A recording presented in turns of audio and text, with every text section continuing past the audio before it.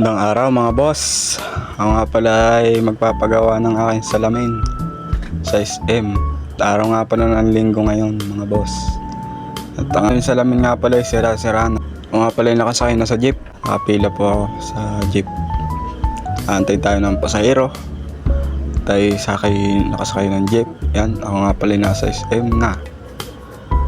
Pag sa tagal ng pila ay yan, nakabot na rin ng SM. Tayo pala ay makikipagkita na rin sa ating girlfriend. Magpapasama tayo. Naantay na nga pala ako niyan sa SM. At darin nga pala ay aking kasama na ang aking girlfriend. Para naman hindi tayo nagsusulo sa SM. Tayo may kasamang girlfriend. Ako nga pala ay naghahanap na nga pala kami. Kami nga pala at may kasama na eh.